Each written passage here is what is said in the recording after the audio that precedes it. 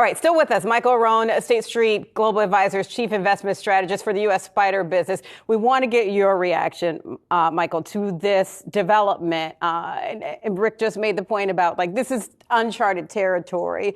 How should the market be looking at this? I think the market will mostly ignore this, Diane, until the election gets closer, until we get more clarity about when these trials will take place.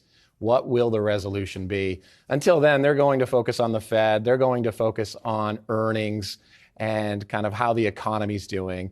Until we get more clarity in terms of the implications of the outcome here, I think the market will mostly ignore a lot of the politics. It's fascinating, right? The top two stories that you had this morning, the market's mostly shrugged both of them off, the downgrade and the Trump indictments. But should they? And I don't mean the indictment specifically. The indictment seems to be a symptom of the same thing that the downgrade is a symptom of, which is this deep division within America, both culturally and politically.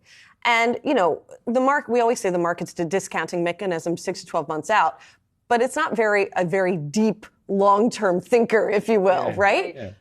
But is it sort of ignoring these divisions at its peril? Is there a way that investors should be thinking about this? I think the biggest implication is, will these items, will the indictments, will the downgrade lead to higher interest rates? Mm-hmm. What is the peripheral effect, right? So the classic, the butterfly flaps its wings here and something else happens kind of miles away or tens of thousands miles away. So to me, the biggest risk is, how does this impact?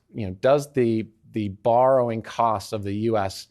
increase as a result of Trump being indicted, Trump being elected, the downgrade in terms of from Fitch for those types of things? That's when the market will wake up and take notice. Until then, they can largely shrug it off. They don't have to deal with it. They're more focused on the earnings. And again, I'm not trying to push us towards there, but I know we're going to talk earnings this morning.